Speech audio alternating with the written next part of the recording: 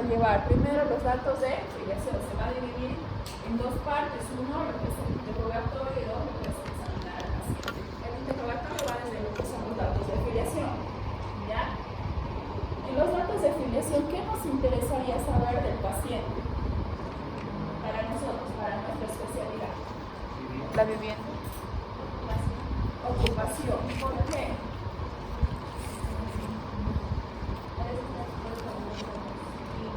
Químicos, agresores, pacientes que se dedican a fumigación, pacientes que se dedican a la cocina, albañiles que están en contacto con cemento, pinturas, tal como las enfermedades del dinero, como la psicosis. Entonces sí es importante para nosotros saber ocupación. ¿Qué más nos importaría saber? Edad, me decían por ahí. Sí, porque hay algunas enfermedades más prevalentes en pacientes jóvenes, hay otras más prevalentes en pacientes adultos. ¿Qué más nos interesaría saber? Domicilio, muy bien, ¿por qué? Lo que hace rato hablábamos, hay pacientes que viven en situación de calle. ¿Ya? Creo que eso es lo que más nos interesa saber, pero obviamente tenemos que tener todo el interrogatorio completo. Entre los antecedentes de los familiares, ¿qué nos interesaría saber para nosotros?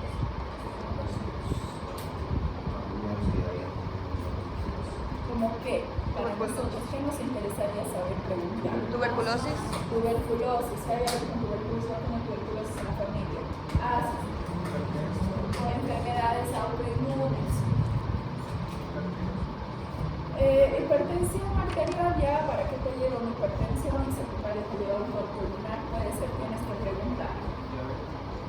Paciente diabético, ya, digamos que tuviéramos más predisposición de neumonías. Enfermedades oncológicas. Exacto. Antecedentes personales propios, no patológicos. ¿Qué nos interesaría saber lo principal en estos pacientes? ¿Ah?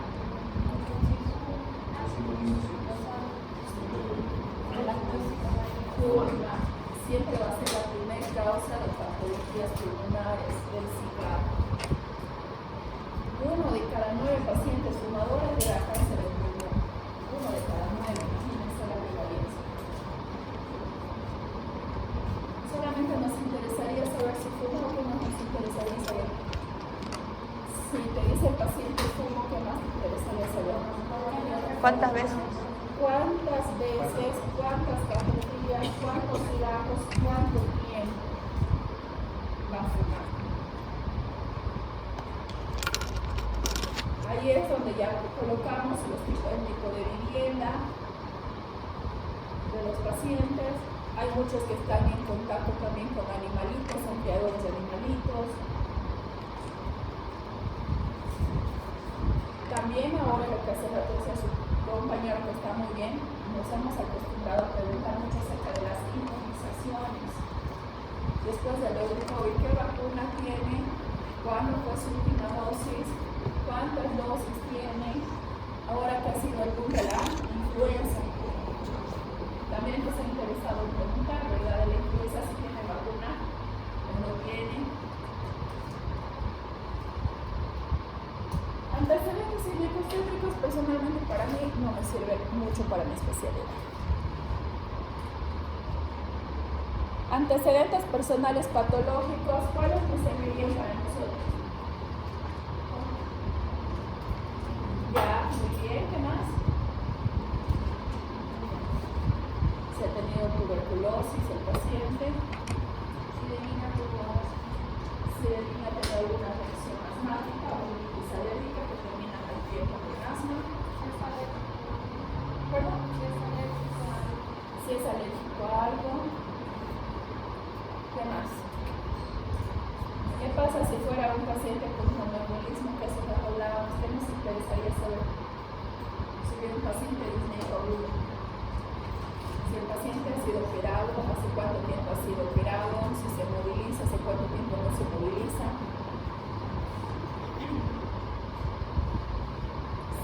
O alguna vez me ha pasado la historia de un paciente, nunca lo voy a olvidar, era 42, 43 años, viene por una dificultad respiratoria aguda.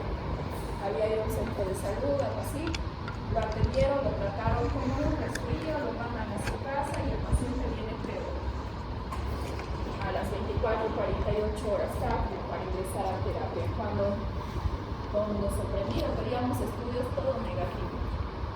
Infecciones negativas, PCR negativo.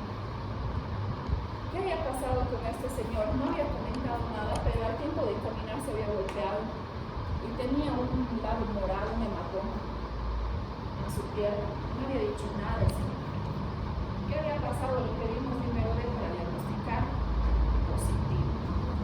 Le hacemos la tomografía contrastada pulmonar, positivo para pulmonología. Un simple golpe ha hecho que coagule, obviamente ha desprendido el coágulo de un simple golpe y el paciente ha hecho su trombosis. Entonces, ¿a qué me voy esto?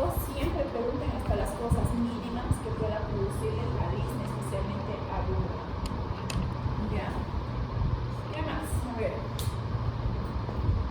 Ahora, todo lo que viene, seguimos con la parte de interrogatorio. Venimos con el motivo de consulta y enfermedad actual. Motivo de consulta es la causa principal por la cual el paciente está viniendo.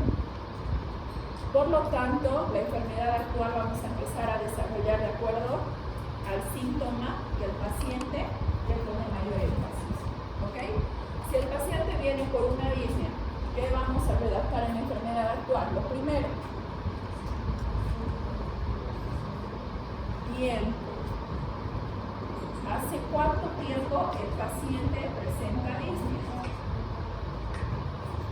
¿Cuándo es que el paciente presenta disnea? No es igual un paciente que esté sentado y que esté agitado a un paciente que se está agitando cuando camina todo el cerro, ¿no ven? ¿Qué más nos interesaría saber cuando hablamos de disnea?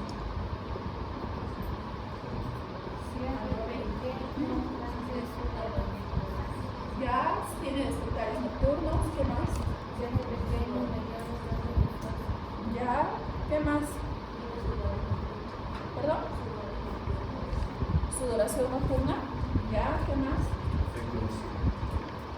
La frecuencia, ok, si es intermitente y persistente, ok, ¿qué más?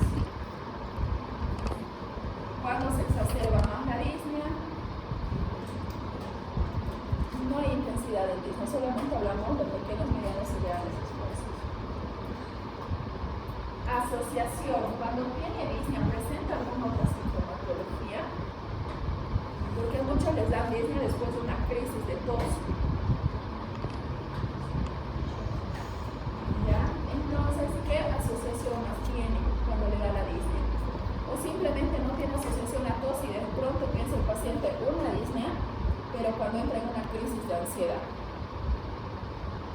Entonces hay que determinar, hay que empezar a relacionar con otro tipo de síntomas para ver cuál es la causa de la disnea.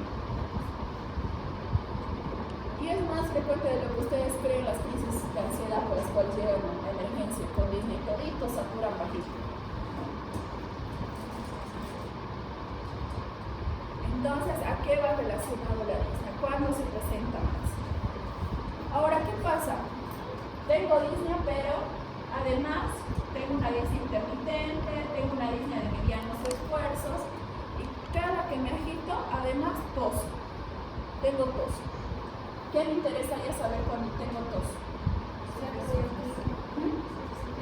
Muy bien, si es una tos seca o una tos productiva. ¿Qué más nos interesaría saber? La tos es productiva. La coloración, muy bien. No es igual un paciente que tenga expectoración versus un paciente que tenga coágulos de sangre expectorada. ¿Verdad? Ya, muy bien. ¿Qué más? ¿A qué hora se presenta más la tos? Generalmente, si se presentara en la noche o en la mañana, ¿a qué lo asociaría más? ¿A qué? ¿Nunca han escuchado algún familiar que dice en la noche, qué tos de tren? ¿No? O en la mañana empiezan a toser y estornudar su vida. En en pacientes con exacerbación bronquial, rinitis alérgicas no controladas, pacientes asmáticos. ¿Qué pasa si la tos, imagínense, nos vamos a ir al otro extremo, qué pasa si hay disnea y tos, pero es postprandial, después de comer? Nunca han escuchado, me empieza a dar tos cuando como comidas grasosas, ¿no? Me da tos después de comer. ¿Por qué creen que puede hacer la tos? Y muy prevalente en nuestro medio. Enfermedad por reflujo gastroesofágico. El ERGE produce la regurgitación, obviamente, del ácido gástrico del estómago hacia la boca, produciendo reflujo de tos. Miren lo importante que es saber en qué momento viene la tos. ¿Ya? ¿Qué más? Pero esta tos ha sido productiva, ha sido verdosa la del paciente. ¿Qué más nos interesaría preguntarle?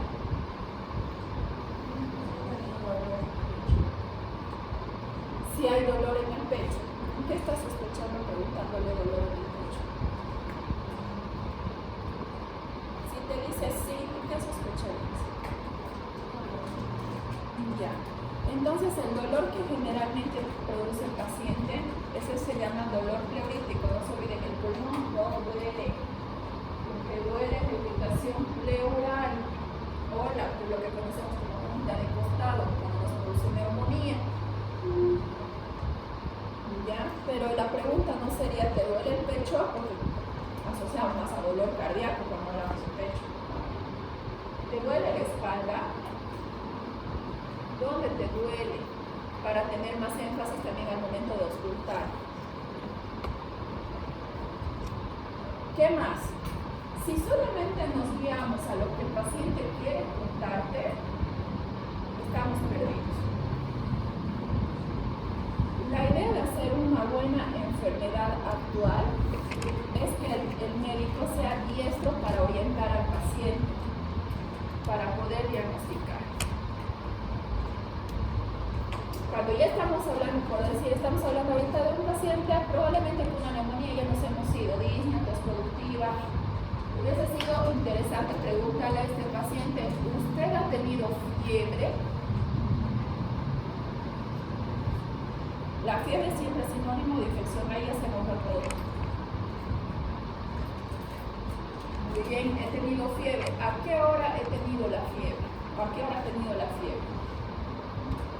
Generalmente en la TBC es la fiebre, ¿a qué hora?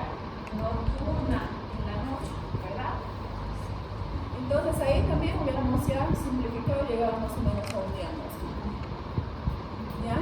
Pero esta fiebre todo el día puede ser una neumonía. Pero el paciente no solamente les va a hablar pues, de la forma que ahorita estamos hablando, ¿no ven? Sí, tos tengo, fatiga tengo y además me duele para orinar. Esos son los pacientes que tenemos. Desde que me duele para orinar siento que tengo fiebre.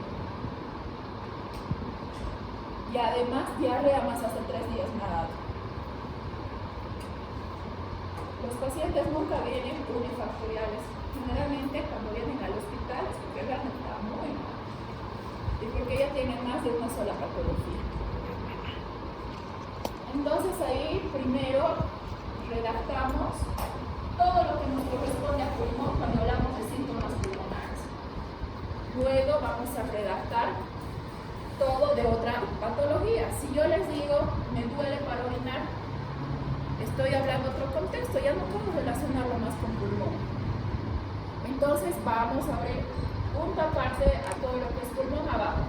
Paciente además refiere cuadro clínico, tal vez recién ayer le dolía o tal vez realmente primero ha empezado la infección o la molestia urinaria hace 2 semanas. Además refiere que hace 2 semanas el paciente presenta disurias. Ya esto ya comenzamos con otra patología. Y vamos dividiendo. Cuando revisemos sus historias clínicas, no quiero un chanto de toda la cosa ahí unido.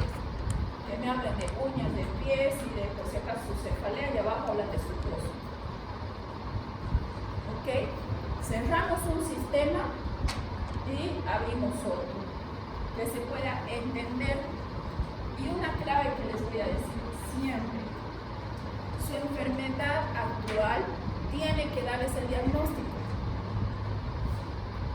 Si no les da el diagnóstico, está mal redactado. Tienen que volver a empezar de cero. El 90% de su diagnóstico va a ir basado a lo que ustedes van a preguntar. El 10% va a ir en base a lo que ustedes van a ir a examinar. Si ustedes examinan a un paciente sin conocer, sin saber, sin nada, que también puede ser el caso en los pacientes que vienen desorientados, lo ideal es para ustedes que están en fase de aprendizaje, paciente colaborador. ¿Ok? Entonces, el 10% va a ser que ustedes vayan toque palpen para ya confirmar su sospecha diagnóstica. Si ustedes van a tocar a un paciente sin conocerlo, estamos perdidos. ¿Ya? Entonces, por lo tanto, la enfermedad actual traten de hacerlo lo más extenso posible. ¿Qué también es importante colocar aquí? Tratamiento. Los pacientes que vienen son pacientes ya medicados. El 99% es pacientes que ya se le echó la ciprofloxacina, la citromicina, la amoxicilina, la penicilina, la levofloxacina. La de farmacia ya manejan mejor los antibióticos que nosotros. Entonces es importante saber qué ha tomado, cuánto tiempo ha tomado, qué dosis ha tomado, cada cuánto tiempo ha tomado y hasta cuándo ha tomado.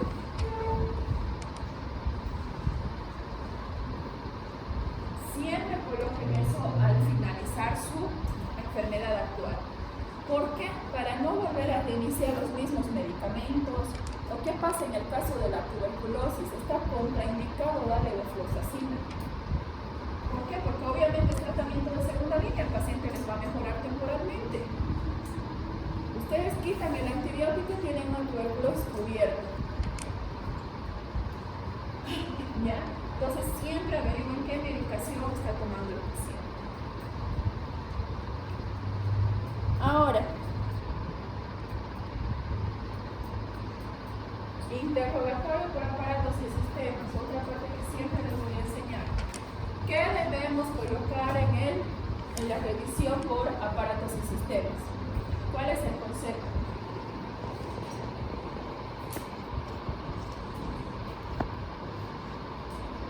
¿Qué debemos colocar? ¿Qué colocarían ustedes en sus palabras? Desígname qué debemos colocar aquí.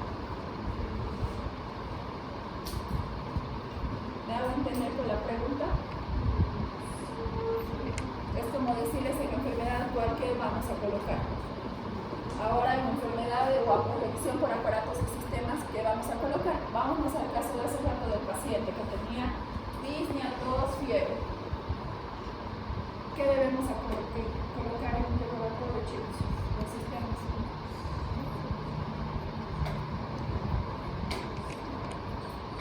¿Sibilancias?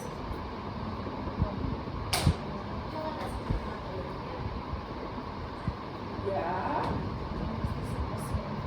¿Perdón? Revisamos los signos o síntomas que nos dice el paciente.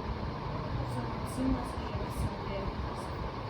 Muy bien. Síntomas en realidad es lo que nos dice el paciente. Los signos son lo que nosotros haríamos. ¿Ven? Entonces, ¿por qué? Porque se han acostumbrado a colocar referido en la enfermedad actual. Eso está mal, muy mal. Si yo les digo que tengo tos, ¿dónde va? Aparato. Si les he dicho que tengo disnea, ¿dónde va? Aparato respiratorio. Si les he dicho que tengo disuria, ¿dónde va? Aparato renal urinario. Muy bien. Entonces, no pueden inventarse más de lo que dice la enfermedad actual. Son todos los síntomas referidos a la enfermedad actual, solamente que vamos a empezar a subdividir por sistemas. ¿Ya? Esa es la redacción que tienen que llevar en su historia clínica.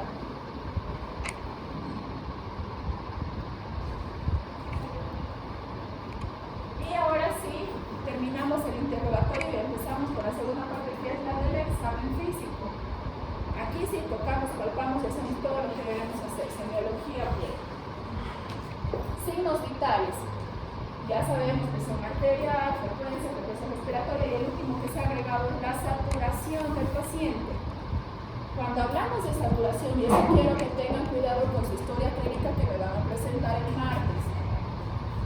Hablamos saturación medio ambiente, cuando estamos así como ahorita, todos estamos sin oxígeno, no de suplementario, estamos aire ambiente. Si ahorita nos saturamos, pues podemos estar 90, 92% y debemos colocar aire ambiente. ¿Por qué? Porque un paciente hospitalizado, si ustedes ven un cuadro pulmonar, muchos de ellos van a llevar oxígeno suplementario por puntas nasales o por mascarilla. No es igual un paciente que sature como nosotros a un paciente que esté con 15 litros por máscara nasal. ¿Ok? Entonces, si ustedes revisan a un paciente, hay que colocar puntas nasales con lo que sea que esté el paciente, puntas nasales y con cuántos litros está. Por decir, el paciente está saturando 95%, pero está con 4 litros de oxígeno por puntas nasales. Hay que colocar 95% con puntas nasales con 4 litros de oxígeno. No es igual un paciente que use 1 litro de oxígeno a un paciente que use 15 litros de oxígeno. Esos pacientes son candidatos para terapia. No es igual un paciente que tenga puntas nasales a un paciente que tenga una máscara simple a que tenga una máscara con reservorio, que es la bolsita. ¿Ok? Entonces, todo eso debemos colocar ¿dónde? Signos vitales. ¿Dónde queda la saturación? ¿Ok? Cuando nos vamos a revisar lo que es tórax, ¿cuál es el orden? ¿Qué es lo primero que hacemos en biología? Vemos. Segundo paso. Vamos. Tercer paso. Auscultación. ¿Cuál? Auscultación. Auscultación. ¿Y el otro paso? Perfusión. Muy bien, perfusión. ¿Ya? ¿Y solamente se hace de la espalda? ¿Qué también debemos revisar? Tórax anterior. ¿Por qué? ¿Qué patologías pudiéramos encontrar si revisamos tórax anterior? Enfermedades cardíacas. ¿Qué más? Más frecuente el motivo de consulta. Osteocondritis o enfermedad de Tietze, también conocida. Ay, me duele, doctora, mi corazón debe ser. Cuando respiro, más me duele. ¿Es todo el día? No, correcto, no más. Cuando respiro, pero me duele más. Inflamación, osteocondritis. ¿Por qué? Hacerse pasar con el frío, alimentación, estrés. Y ustedes le aprietan al paciente y hay más dolor por la misma inflamación. Solamente con el simple hecho de preguntar cuándo le duele más, van a tener su diagnóstico. Porque un dolor cardíaco, ¿cómo sería? Un dolor cardíaco sucede cuando un paciente se está infartando, duele, hasta que se desocurre. El dolor no es intermitente. ¿Cuál también es la característica del origen cardíaco? La irradiación, la cual en un síndrome de Tietze solamente le va a doler en el pecho. La intensidad, ¿cómo es el infarto?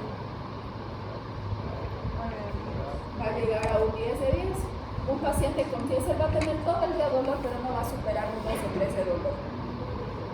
Y va a aumentar, al aumentar la caja torácica, al aumentar el movimiento, por eso con la respiración aumenta. Y con la presión también, ¿ya? Entonces es importante poder hacer una buena semiología. Es ahí donde nos vamos a trancar entre otras clases, la próxima clase de sus historias clínicas y la siguiente con semiología. Vamos a escuchar algunos videos pulmonares, vamos a ver cómo se examina, vamos a ver algunos videos para que ustedes puedan practicarlo ya en sus clases prácticas. Muy bien, jóvenes, hasta aquí nos vamos